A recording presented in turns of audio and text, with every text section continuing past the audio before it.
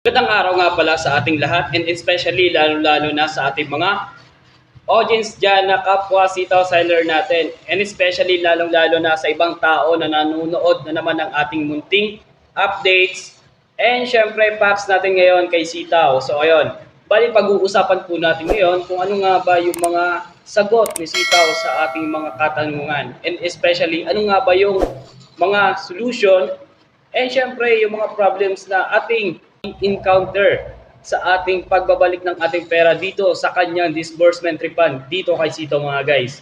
Tara, let's go pag-usapan natin yan.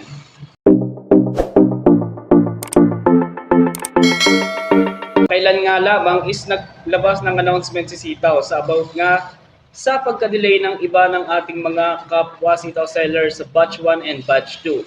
Ayan. Sa mga batch 1 po na hindi po naka-receive ng kanilang pang third week na payout. At syempre ang ating batch 2 is nangyari po ang delay po na hindi po natin inaasahan mula po kay Sitaw. And especially nagkaroon po sila ng technical. Ayan po, nagkaroon po sila ng technical issue sa kung ano nga ba yung nangyari kung bakit hindi po natuloy ang kanilang pag-disburse ng refund. And especially lalong-lalo na po sa mga batches na hindi po nila alam is kindly check the illustration disburse refund po para hindi po kayo malilito kung saan po kayo qualified na batches po. Ano po? Kung saan po kayo qualified na batches, tingnan nyo po ang illustration disburse refund po, mga ma'am and sir. So yun po. Bali sisimulan po natin ang pagbibigay ng packs and syempre updates from headquarters po. So ito po ay bigay lamang po sa amin ng aming account specialist. So syempre mas maganda po na i-contact nyo din po ang inyong mga account specialist, especially regarding po sa inyong mga withdrawals, ayan po, at lalo-lalo na sa inyong mga refund. So ayan, mas maganda po na nakakontak po tayo sa ating mga account specialist. And syempre sa ating mga ibang sitaw seller dito mga guys. So tara, babasahin po natin yung ating number 1. Bakit aabutin ng 1 to 2 weeks ang delay sa disbursement? So yun po, at kasama po sa kanilang announcement nakaraang linggo, ayan, ito po yung kanilang sinabi na madidelay nga po ng 1 to 2 weeks ang ating mga for refund and syempre ang ating mga withdrawals dito kay Sitaw. So ito po yung kanilang dahilan and syempre naglabas po sila noong nakaraang linggo ng kanilang announcement dito kay Sitaw na madidelay po ang ating mga for withdrawals and for refunds ng 1 to 2 weeks dahil sa hindi po nating inaasahan na technical issue. At ito po yung kanilang sinasabi na new bank payment or new banking method na kanilang gustong i-propose. Ayun mga guys, tara basahin po natin yung kanilang sagot dito. When the finance department is having the new bank payment, it takes time to review the new one. This is for the benefit of all sellers to have smoother transaction in the following weeks. So ayan po, ito po yung kanilang reason or yung kanilang sagot dahil po na delay po yung ating mga for withdrawals and for refund ng 1 to 2 days or madi-delay po ng 1 to 2 days po yung ating mga refund. Yan po. Kasi ang finance department ni Sitaw, sabi po dito, is gumagawa po ng isang hakbang or ng isang new bank payment or new banking method na kung saan is kailangan pa daw pong i-review ito within 1 to 2 weeks para po ito ay makompleto lahat. At magbe-benefit naman daw po ang lahat ng mga Sitaw seller na makakagamit po nito once po ito ay matapos po agad. And syempre, 1 to 2 weeks ang delay. 3% pa rin ba ang makukuha namin? So ito nga ba ang karamihan ng mga tanong ng ating kapwa sitaw seller? So ayun, kasi nga madidelay na naman ng 1 to 2 weeks. So may pag-asa po ba na tumaas ng 3% sa 3% po yung ating makukuha? Yan po, pwede po ba nilang taasan ng proportion yung interest na makukuha natin dito sa pag-refund or ng withdrawal dito kay Sitaw? So ito naman po yung kanilang sagot. When the new bank payment is available, the HQ and Finance Department will discuss it with the bank to increase the proportion. So ayan po, bali pag-uusapan po ng finance and syempre ng headquarters and especially ng bangko na tinutukoy nila dito na i-increase yung proportion. So ibig sabihin, there a chance na itaas po sa 3% or itaas po ng mas mataas sa 3% po yung proportion ng percentage na pwede po nating makuha sa pag-refund or sabi natin sa withdrawal dito kay Sitaw. But But, syempre, there is no assurance. So, ibig sabihin po, there is no assurance or hindi po nila masasabi na maaari po nilang maitaas sa 3% na proportion yung ating makukuhang withdrawal or yung ating makukuhang refund dito kay Sitaw. But, may but na naman, yet the company will try its best to do so. So, ayan po. Pero gagawin pa din daw po ng company na magawa po talaga yung kanyang best na maitaas pa rin sa proportion ng 3% or sabihin natin mas mataas sa 3% mga guys yung pwede nating makuha or yung pagbabalik ng ating mga fund or sabihin na nating refund or withdrawal dito kay Sitaw. So number 3. So ayan, please rest assured that the money will be returned to the seller. So ayan po. Wag po daw tayo mangamba kasi babalik naman daw po sa atin yung ating mga pera. So ayun. Number 3 dito, how about the pending withdrawal? So ayun nga pala, sa karamihan ng mga aking mga commenter and subscribers, syempre yung mga nakatutok dito sa aking YouTube channel, ito po yung palagi nilang tinatanong sa akin.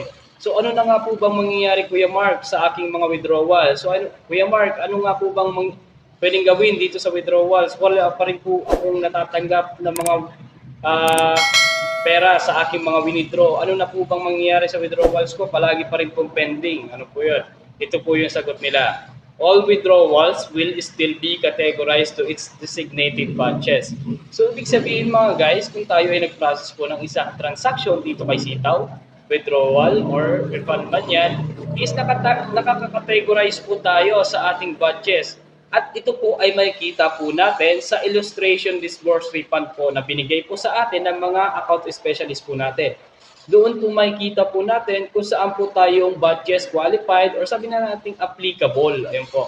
And syempre, doon po sa mga batches, mayroon po mga designated date po kung kailan tayo pwede makareceive ng refund or disbursement dito kay Sitaw mga guys. So ibig sabihin, kailangan po natin tingnan yung illustration na binigay po sa atin para malaman po natin at hindi po tayo mag-antay ng mga ilang ganyan na mag-antay po sa maling araw, ganun po. Kung hindi man po tayo sakaling hindi naka-receive ng withdrawal natin or sabi natin ng refund sa araw na yon kasi kasama tayo sa batches na yon. Kung alam po natin yung kung saan po tayo applicable or sabihin natin saan tayo fit na batches, kindly contact your account specialist syempre para ma-follow up po kayo. Yan po, si account specialist naman po ang magpa-follow up sa finance para ma-follow up po ang inyong mga for withdrawals or ang inyong mga for refund. So, yan po. So, it's designated batches. Please read the table sent by your AS or your account specialist. So, yan po. Kindly basahin po ninyo ang illustration na binigay po sa inyo ng account specialist. And especially, lalo-lalo na po ng inyong mga kapwa Sitaw sellers. So, yun mga guys. So, ito po, number 4. Bakit di na lang padaanin sa mga e-wallets, cryptocurrency, etc.? So, ito po. Ito po yung tinutukoy nilang Maya or GCash. So, sagot naman po nila dito, please know that the company is considering it.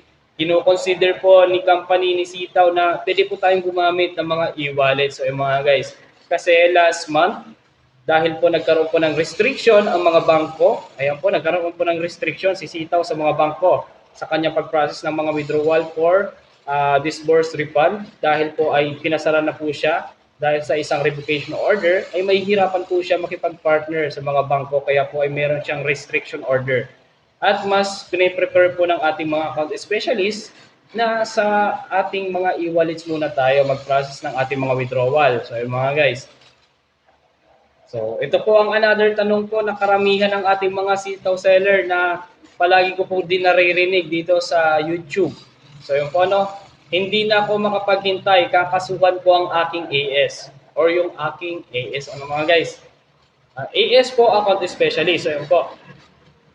The company will handle all this. So, yung po. HQ wants you to know that your AS is an employee and has no control over this matter.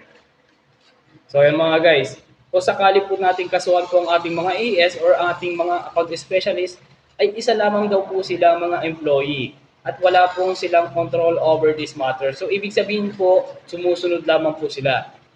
So yan. That the money is not on their side. So ayun po, wala po sa kanilang tabi ang mga pera ng mga seller.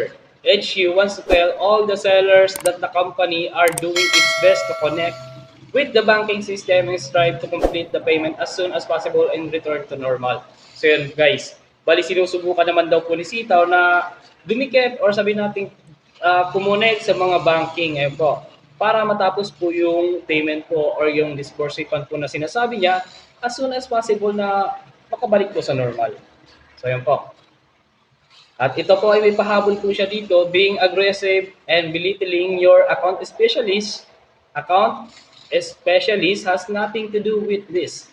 Please ask and raise your concerns to your AS with full of respect and be well-mannered. Please know that your account specialist is doing its best to rely on all the information they could give to all sellers. Being considerate won't make you less of a person.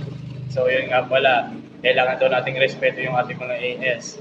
Siguro dahil sumusunod lamang sila at wala siguro silang alam dito nga sa ginagawa ngayon ni Sitaw na pagpa-process ng withdrawal. Pero sa akin naman is nakakatulong din naman sila kasi nakakapag-follow up sila ng ating mga withdrawals.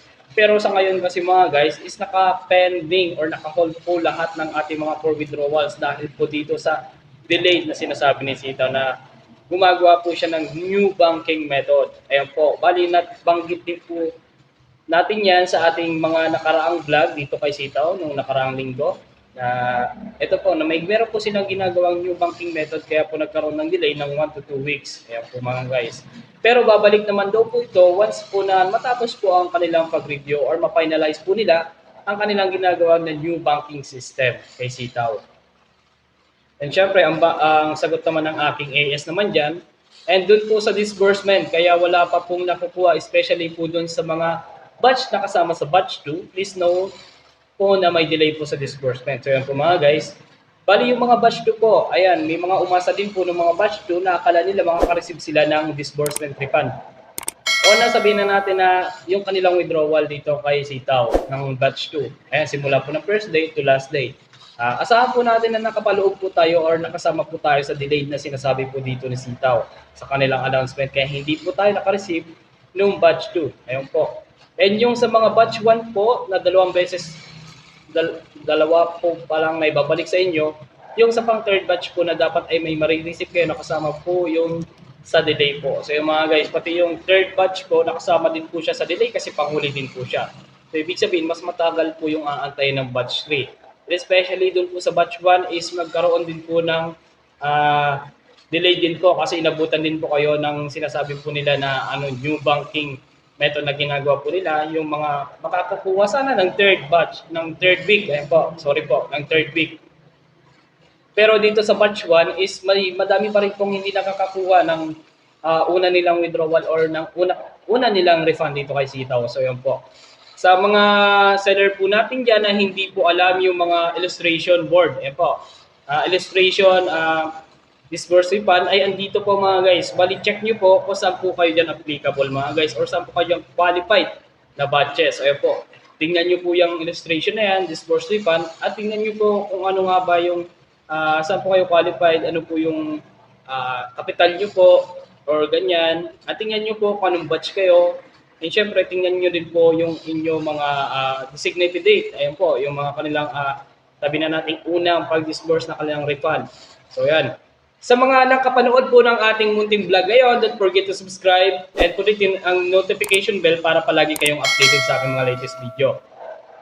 Ayan, maraming salamat po sa susunod po nating ulit na video mga guys. And syempre, don't forget to hit the like button para naman malaman ko kung nakatulong itong aking munting video ngayong araw. Maraming salamat po and syempre sa susunod po nating updates dito kay Sitaw. Maraming salamat at magandang araw sa inyo lahat.